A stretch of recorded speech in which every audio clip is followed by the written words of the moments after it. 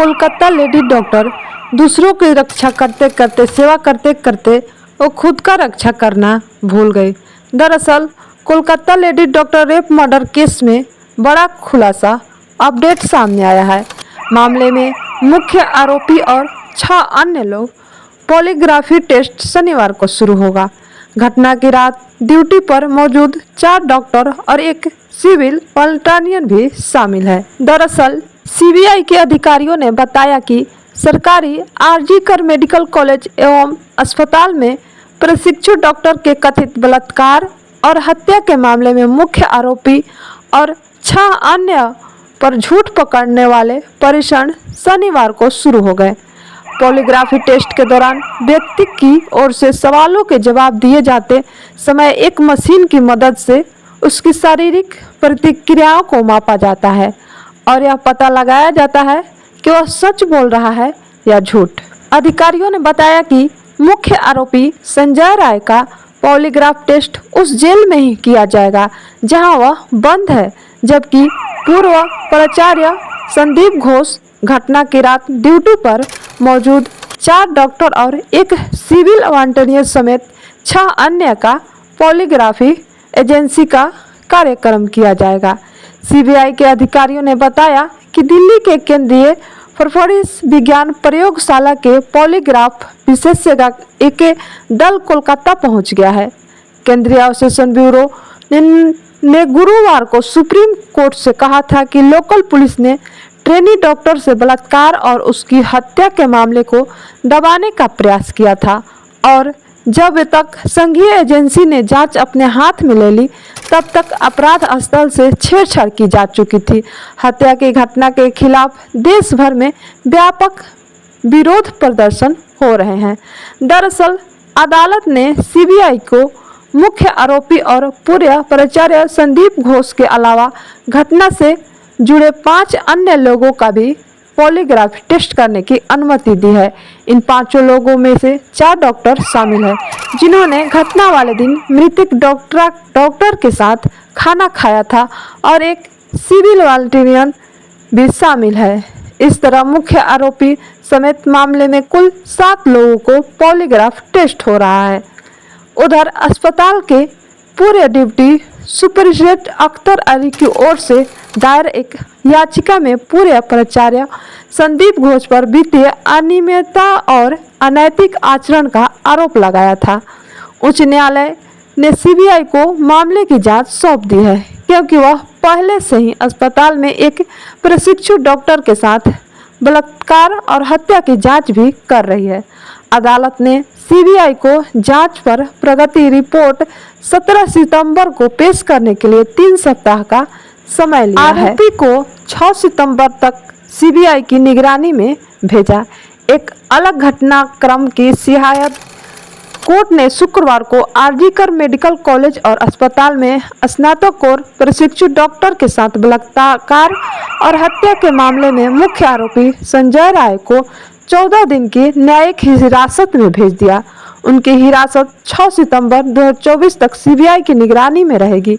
इससे पहले मंगलवार को सुप्रीम कोर्ट ने लेडी डॉक्टर के साथ बलात्कार और हत्या से संबंधित स्वतः मामले की सुनवाई करते हुए कोलकाता के आरजी कर मेडिकल कॉलेज और अस्पताल की सुरक्षा केंद्रीय औद्योगिक सुरक्षा बल को सीआईएसएफ को सौंपने का आदेश दिया था।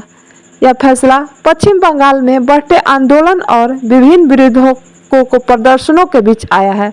सीआईएसएफ कर्मियों की तैनाती से सुरक्षा उपायों को मजबूत करने और कानून व्यवस्था बनाए रखने में मदद मिलने की उम्मीद है। प्रशिक्षु डॉक्टर 9 अगस्त को कोलकाता के आरजी कर मेडिकल कॉलेज और अस्पताल के सेमिनार हॉल में मृत पाई गई थी। कोलकाता के आरजी कर मेडिकल कॉलेज में एक महिला डॉक्टर को अपने हवस का शिकार बनाने वाला संजय राय जज के सामने रोते रोते बोला, जज साहब मैं निर्दोष हूँ। दरअसल संजय राय के अंदर छिपा है जानवर। खुलासे सुनकर रह जाएंगे दंग। दरअसल संजय राय एक बहुत बड़ा हैवान है। दरअसल वो अपनी गर्भवती बीवी को भी मारपीट करता था, जिसकी एक बीवी कैंसर की वजह से मर जाती है और 3 बीवी उसे छोड़कर भाग जाती है। दरअसल संजय राय एक बहुत ही जानवर तरीके का इंसान है जो कि लेडी डॉक्टर को तड़पा तड़पा कर मारा है। दरअसल लेडी डॉक्टर सेमिनार हॉल में सो रही थी और वह जाकर अंदर से गेट बंद कर देता है और उसे धर दबोचता है, लेकिन लेडी डॉक्टर अपने आप को बचाने की कोशिश करती है। दरअसल इस मामले में अकेला संजय राय ही आरोपी नहीं है, अभी सीबीआई जांच कर रही है और संजय राय बहुत ही बड़ा हैवानियत किया है। दरअसल सीबीआई आरोपी संजय राय से पॉलीग्राफ टेस्ट में ये सवाल पूछ रही है। सूत्रों के मुताबिक इस टेस्ट में 3 तरह के सवाल होते हैं और पूर्व प्रिंसिपल संदीप घोष से पूछे गए ये सवाल, क्या आपका नाम संदीप है और आप नाम मोबाइल नंबर बताएं, कितने फ़ोन रखते हैं वो भी बताएं। दूसरा सवाल, क्या आपका जन्म कोलकाता में हुआ है। तीसरा सवाल, क्या वारदात वाले दिन आप हॉस्पिटल में थे। चौथा सवाल, क्या आज शनिवार है। पांचवा सवाल, क्या आपको पता है कि पीड़िता का रेप किसने किया है। छठा सवाल, क्या आपने कभी झूठ बोला है। सातवां सवाल, क्या आसमान का रंग नीला है। आठवां सवाल, क्या आपको पता है कि पीड़िता का मर्डर किसने किया है। नौवां सवाल, क्या पीड़िता का गैंग रेप हुआ था। 10वां सवाल, पुलिस को आपने इस वारदात की जानकारी दी थी। 11वां सवाल, क्या आपने वारदात वाले दिन पीड़िता को देखा था या उससे मुलाकात हुई थी। 12 सवाल, क्या आपके और पीड़िता के बीच किसी तरह का विवाद था। 13 सवाल, क्या आपने पीड़िता के परिजनों को इस हत्या को आत्महत्या बताया था। 14 सवाल, क्या वारदात की सूचना पुलिस को देर से दी गई। 15 सवाल, अगर हाँ तो क्यों। 16 सवाल, आप खुद एक डॉक्टर हैं, क्या आपको नहीं लगता है कि क्राइम सीन को सुरक्षित रखना जरूरी होता है। 17 सवाल, क्राइम सीन का रिनोवेशन क्या आपने करवाया। 18 सवाल, क्यों करवाया, क्या किसी ने आपको ऐसा करने के लिए कहा था। 19 सवाल, परिवार को जो जानकारी दी वो किसी के कहने पर दी गई थी। 20 सवाल, सबूतों के साथ छेड़छाड़ एक अपराध है, इनकी जानकारी है आपको। 21 सवाल, क्राइम सीन को आपने जांच पूरी होने तक सुरक्षित क्यों नहीं रखा। 22 सवाल, वारदात के बाद आपने तुरंत अपना इस्तीफा क्यों दे दिया, इतनी भी जल्दी किस बात की थी। क्या 23 सवाल, क्या आपको रिजाइन करने के लिए किसी ने दबाव बनाया था।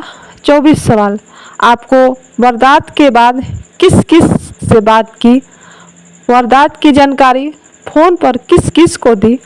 25 सवाल, संजय राय को जानते हो, अगर हाँ तो कब से कितनी बार मिले, 8 या 9 अगस्त को मिले थे क्या आप। दरअसल इनमें मुख्य आरोपी संजय राय, पूर्व principal Sandip Ghosh, 4 junior doctor और संजय राय का करीबी एक सिविक वॉलंटियन शामिल है। संजय राय का टेस्ट जेल में होगा, बाकी 6 लोगों का सीबीआई ऑफिस में होगा। टेस्ट करने के लिए एक स्पेशल टीम भेजी गई है। दरअसल संजय राय की 4 बहन है, जिसकी एक बड़ी बहन है जो कि लव मैरिज शादी जब से कर ली है तब से संजय राय उससे रिश्ता तोड़ दिया था। उसे बड़ी बहन से जब मीडिया वाले ने बात किया, उससे पूछा गया कि क्या आपके भाई ऐसा कर सकते हैं और अगर किए हैं तो उन्हें क्या सज़ा मिलनी चाहिए। तो उसकी बहन रोते हुए कही कि अगर मेरा भाई ऐसा किया है तो उसे सज़ा तो मिलनी ही चाहिए, क्योंकि ऐसी हैवानियत जो भी करे उसे सज़ा मिलनी ही चाहिए और सशक्त से सशक्त सज़ा मिले और उसे फांसी मिले या जो भी मिले हम सभी को मंजूर है। लेकिन एक बहन होने के नाते एक भाई को कुछ भी हो, दुख उतना ही होता है, लेकिन अगर मेरा भाई ऐसा किया होगा तो उसे सज़ा मिलनी ही चाहिए।